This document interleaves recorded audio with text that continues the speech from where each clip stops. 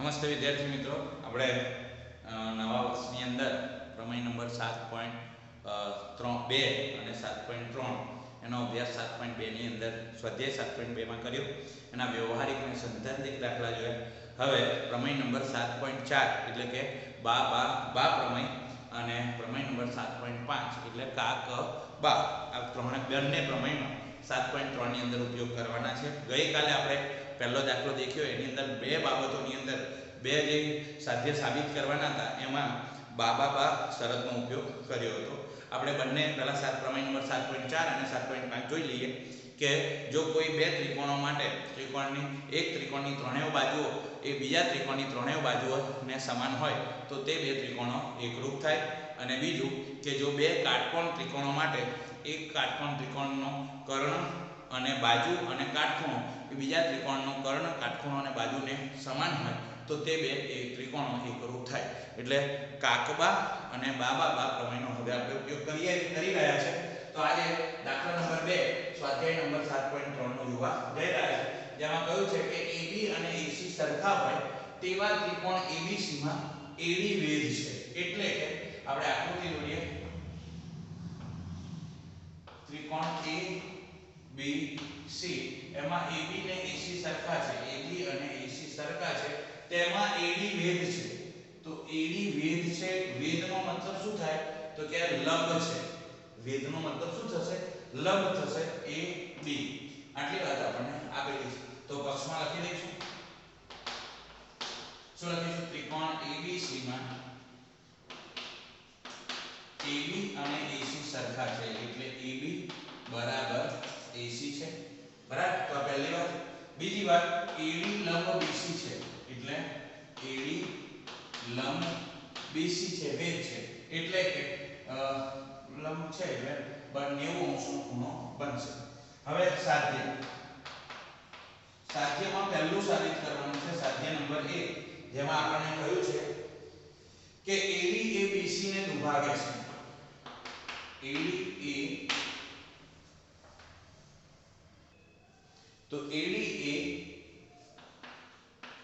BC ને દુભાગે છે. એટલે BC ના, આનો મતલબ શું થશે? આ સાધ્યનો મતલબ થાય કે AD એ BC ને દુભાગે છે એટલે આ અને આ બંનેના સરખા ભાગ થતા હોવા જોઈએ. બરાબર? તો આપણે એવું લખીએ કે BD બરાબર DC થવું જોઈએ. આ છે સાધ્ય. બરાબર? હવે સાબિતી કરીશું. તો સાબિતીમાં આપણે બે ત્રિકોણ લઈ લઈએ.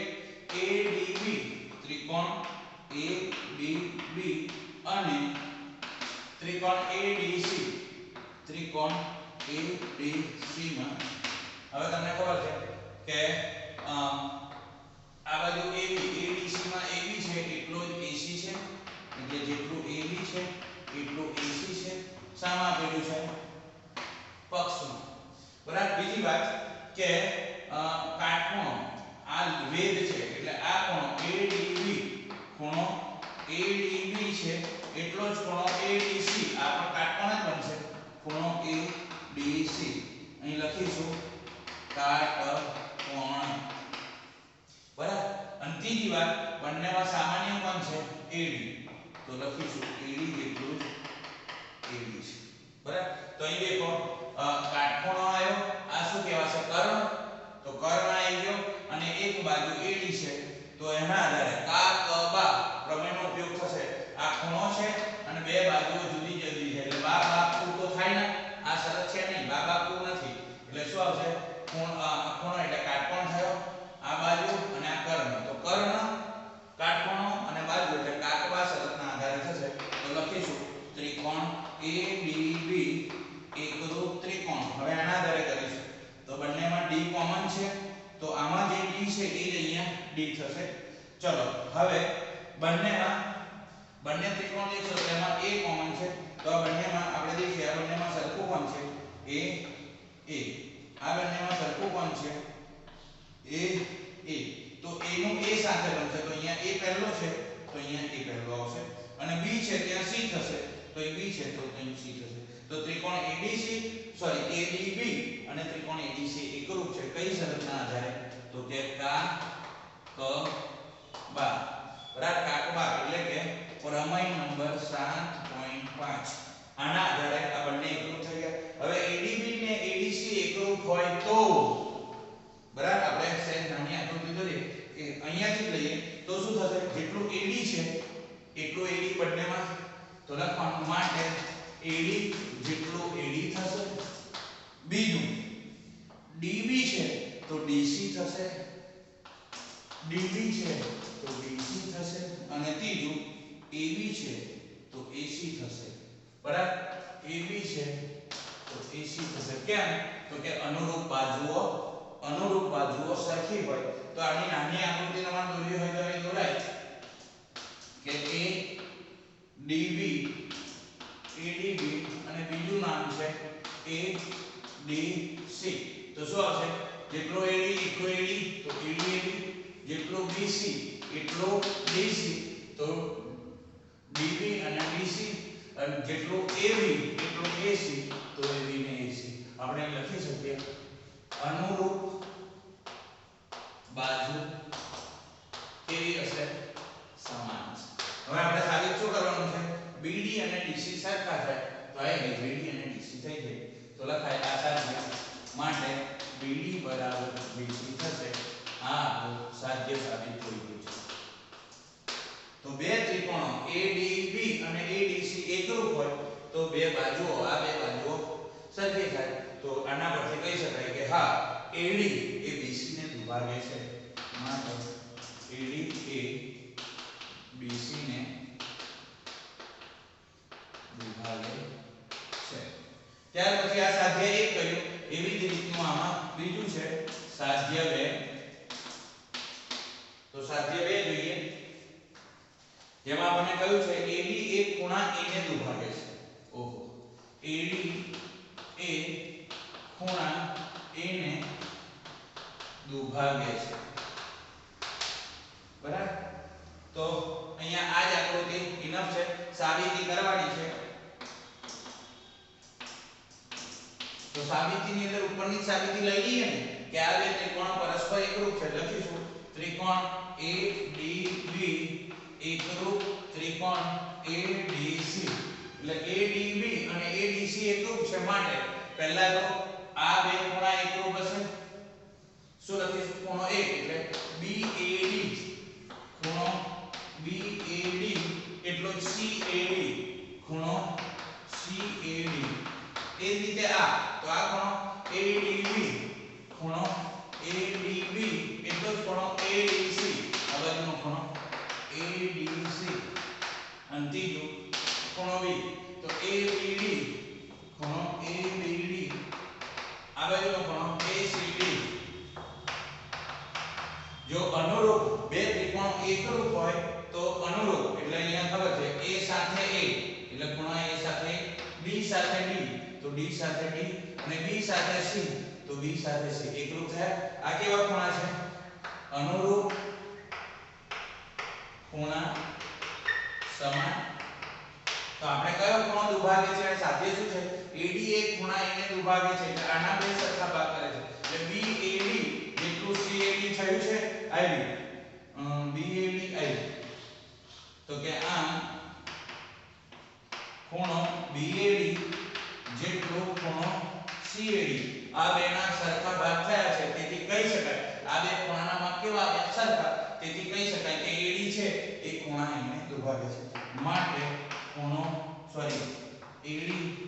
એ ખૂણા A ને દુભાગે છે તો આ રીતે આપણો દાખલા નંબર 2 પૂરો થાય છે આગલો દાખલો હવે જોઈશું તો મિત્રો હવે ત્રીજો દાખલો દેખીએ લખ્યું છે ત્રિકોણ ABC ની બાજુઓ AB BC તથા મધ્યગા તો અહીંયા ખાસ જોઈએ ત્રિકોણ ABC અને મધ્યગા કઈ છે AM એ ત્રિકોણ PQR અને મધ્યગા એમને શું છે PN હવે ખાસ શું ધ્યાન રાખવાનું છે કે બે બાજુઓ AB BC અને મધ્યગા AN એટલે AB એ કોને અનુરૂપ છે લખ્યું છે અનુરૂપ બાજુ, તો AB ને અનુરૂપ PQ છે એટલે AB હશે એટલા PQ હશે. ત્યાર પછી છે BC, બરાબર, તો BC છે એને અનુરૂપ, તો અહીંયા કયું છે કે AB ને અનુરૂપ PQ છે એ બે સમાન છે, BC છે એને અનુરૂપ QR છે, તો આ જેટલું BC છે એને અનુરૂપ QR છે, બરાબર. આ ખાસ વાત કીધેલી છે, BC ને અનુરૂપ QR અને મધ્યગા AM અને PM, તો આ જે છે એટલું જ સરખું આ છે. તો આ રીતે ત્રણ બાજુઓ જે છે AB એટલે એને અનુરૂપ PQ સરખું છે, BC છે એને અનુરૂપ QR સરખું છે અને AM છે મધ્યગા, તો એને અનુરૂપ PM સરખું છે. તો આટલી વાત આપણે પક્ષમાં આપેલી છે, તો પક્ષમાં લખી દઈએ કે પક્ષ બરાબર ત્રિકોણ ABC અને ત્રિકોણ PQR માં AB જેટલું PQ એટલે AB બરાબર PQ, BC જેટલું QR તો કે BC જેટલું QR અને મધ્યગા AM જેટલું અહીંયા PM છે. તો આટલી વાત આપણે પક્ષમાં કહી છે. સાધ્યમાં આપણે સાબિત કરીશું. શું સાબિત કરવાનું છે? ત્રિકોણ ABM એકરૂપ ત્રિકોણ PQN આપણે સાબિત કરવાનું છે. સાધ્ય નંબર 1. તો સાબિતી કરીશું. તો સાબિતીમાં ABM ત્રિકોણ ABM અને હવે એની પહેલા અહીંયા BM અને અહીંયા QN સરખા થશે. અહીંયા BM અને QN સરખા થશે. કેવી રીતે? તો કે પહેલી વાત છે કે BC અને QR છે. હવે મધ્યગા એ બે સરખા ભાગ કરે, તો મારા ખ્યાલથી ABM પહેલા આ વાત લખી દે. ત્રિકોણ ABC માં AM મધ્યગા છે, માટે શું થશે? તો કે BM AB મધ્યગા છે, તો માટે શું થશે? AM એ BC ના બે સરખા ભાગ કરશે. તો આ વાત આપણે અહીંયા લખીશું. માટે BM અને MC સરખા થશે. લખીશું BM અને MC સરખા થશે. એ જ રીતે PN લખીશું. PN એ મધ્યગા છે, તેથી QN આ મધ્યગા શું કરે? તો કે જે BC છે એના બે સરખા ભાગ કરે. તો અહીંયા ચાર લાઈન કરીશું, બરાબર. સેમ 1 2 3 4 ચાર લાઈન થશે. તો મધ્યગા છે માટે QN અને NR સરખા થશે. QN અને NR સરખા થશે, બરાબર. હવે આ ત્રિકોણની અંદર આપણને ખબર છે કે જેટલું BC કહ્યું જેટલું BC છે એટલું QR છે. પક્ષમાં પ્રમાણે જેટલું BC છે એટલું QR આપ્યું છે, બરાબર. હવે તમને ખબર છે BM મધ્યગા શું કરે? અડધો ભાગ કરી દે. BC નો અડધો ભાગ કરી દે. તો હું BC ના અડધા કરું એટલે 1/3 BC કરું તો 1/3 QR થશે. આપણે જે પૂર્વધારણાઓ હતી સ્વયંસિદ્ધ સત્ય એમાં હતું કે બે સરખા હોય એના અડધા કરીએ તો પણ સરખા થાય. તો આપણે અડધા કરી દીધા. તો 1/3 BC એટલે કોણ? BC નો અડધો ભાગ કોણ? BM. તો 1/3 BC ને હું BM કહી શકું. એવી જ રીતના 1/3 QR, તો QR નો અડધો કોણ? QN. તો અહીંયા QN લખી શકાય. તો આ રીતનું મળી ગયું. તો આના આધારે હવે આપણે આ બે ત્રિકોણ લખીએ. કયો ત્રિકોણ? ત્રિકોણ ABM અને ત્રિકોણ PQN માં બિલકુલ ઈઝી. જેટલો AB છે એટલો અહીં PQ છે, તો AB બરાબર PQ છે. બીજું જેટલું BM છે એટલું QN મેં ઉપર મેળવી દીધું છે. જેટલું BM છે એટલું QN થઈ ગયું. અને ત્રીજું AM અને AM તો સરખા આપેલા છે પક્ષમાં. AM જેટલું AM, તો આ પણ પક્ષમાં હતું, આ પણ પક્ષમાં હતું.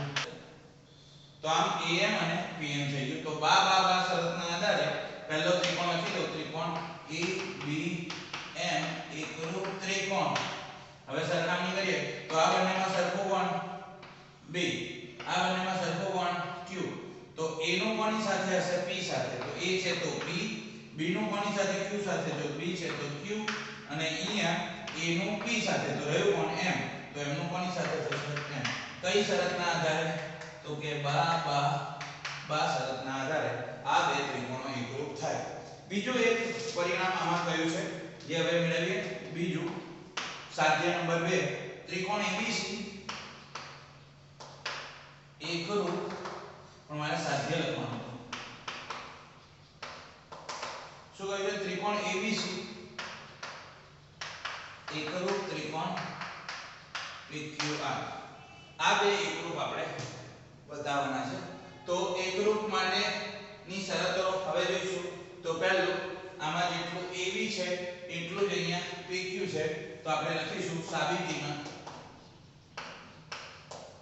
કે જેટલું AB એટલું PQ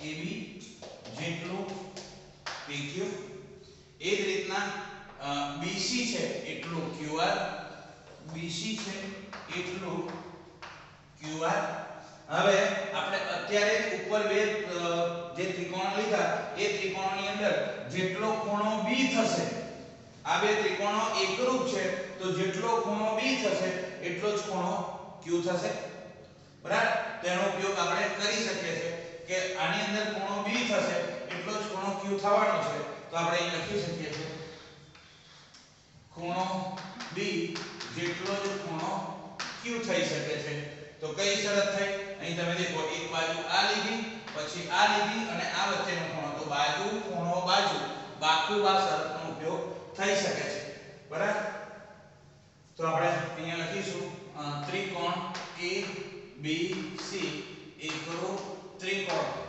હવે નામ આપીશું તો બંનેમાં કોમન કોણ છે B આમાં કોમન કોણ છે Q તો A નું કોની સાથે થશે P B નું કોની સાથે થશે Q અને C નું થશે R કઈ શરત બા શરત અનુસાર બરાબર તો આ બે એકરૂપ થઈ ગયા તો આ રીતે દાખલો ગણવાનો છે ખાસ ધ્યાન રાખજો અહીંયા AB અને BC તો આપેલું જ હતું બરાબર અહીંયા આપેલું છે AB અને BC એ એકરૂપ હતા પરંતુ આપણી પાસે કયું વધ્યું અને આ કેવી રીતે સાબિત કર્યું તો કે ઉપર જે ABM ત્રિકોણ અને PQN લીધા હતા એમાં અનુરૂપ ખૂણા કયા થતા હતા B અને Q તો B અને Q લીધા તો આ રીતે દાખલો ગણાશે